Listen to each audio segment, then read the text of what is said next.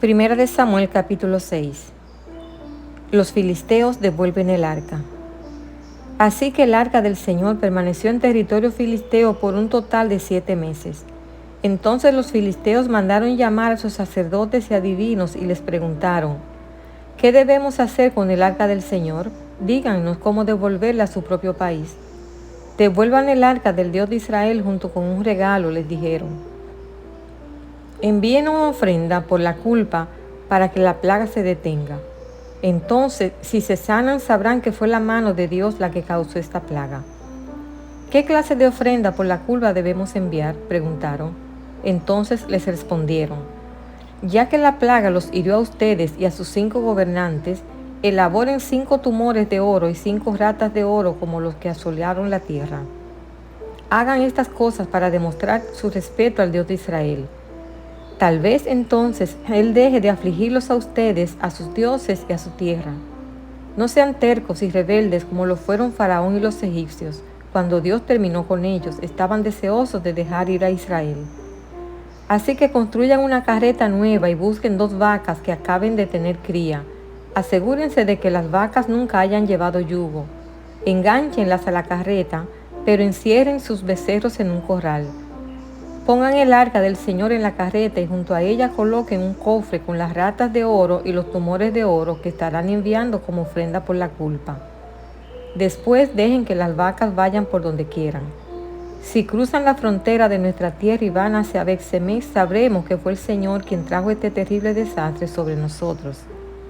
Si no la cruzan, sabremos que no fue la mano de Dios que causó esta plaga, que más bien sucedió por pura casualidad. Así que llevaron a cabo las instrucciones.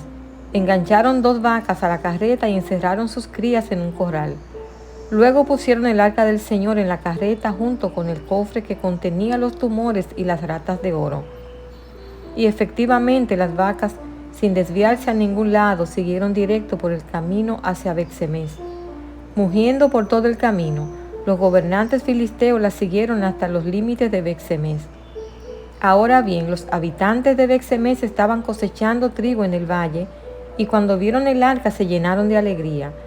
La carreta entró en el campo de un hombre llamado Josué y se detuvo junto a una roca grande.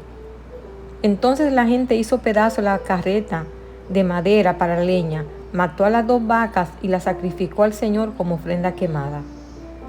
Varios hombres de la tribu de Leví levantaron de la carreta el arca del Señor y el cofre, que contenía las ratas y los tumores de oro, y los pusieron sobre la roca grande. Ese día el pueblo de Bet-Semes ofreció muchos sacrificios y ofrendas quemadas al Señor. Los 5 gobernantes filisteos observaron todo esto y regresaron a Ecrón ese mismo día.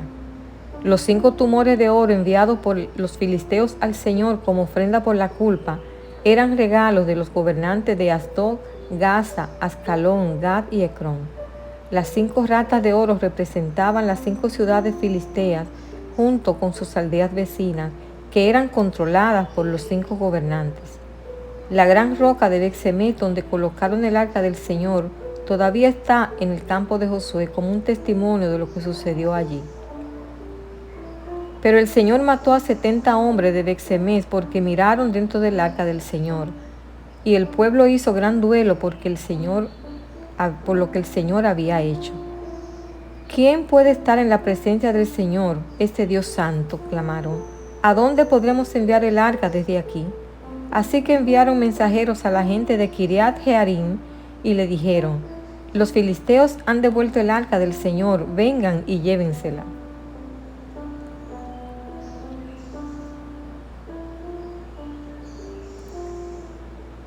El regreso del arca. Para entonces los filisteos estaban convencidos de que el arca era propiedad del Señor, Dios de Israel, y también de que era un objeto peligroso. Tenía que ser manejado con gran cuidado para que no sufrieran problemas peores.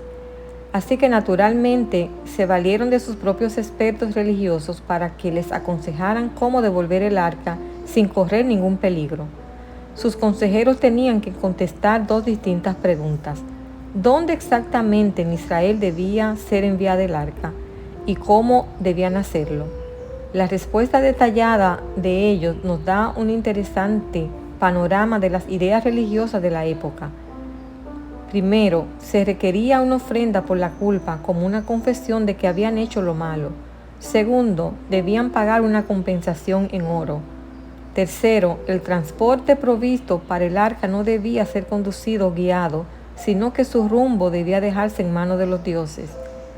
Es evidente que los expertos religiosos temían al poder del Señor, pero no estaban bien seguros de lo que realmente había causado los problemas de los filisteos. Puede verse otro aspecto del pensamiento filisteo en el hecho de que confeccionaban figuras de las cosas de las cuales querían librarse. Esta práctica se conoce entre los eruditos como magia compasiva. Se creía que cuando se deshacían de las figuras, los males también desaparecían. Los tumores eran síntomas de la plaga que probablemente había sido causada por los ratones. En la antigüedad no se sabía que las ratas transmitían plagas y parece que éstas estaban atacando los depósitos de comida. Nos recuerda que Dios había usado antes las plagas para forzar a Egipto, un enemigo anterior de Israel, a soltar a Israel, su pueblo. El poder de Dios de Israel se veía en su control sobre eventos fuera de Israel. En siglos posteriores, cuando otros enemigos, especialmente Asiria y Babilonia, eran demasiado fuertes para Israel y Judá, estas historias que demostraban el poder de Dios se convirtieron en una fuente de gran consuelo para el pueblo de Dios y alentaban su fe en la habilidad de Él de rescatarlos.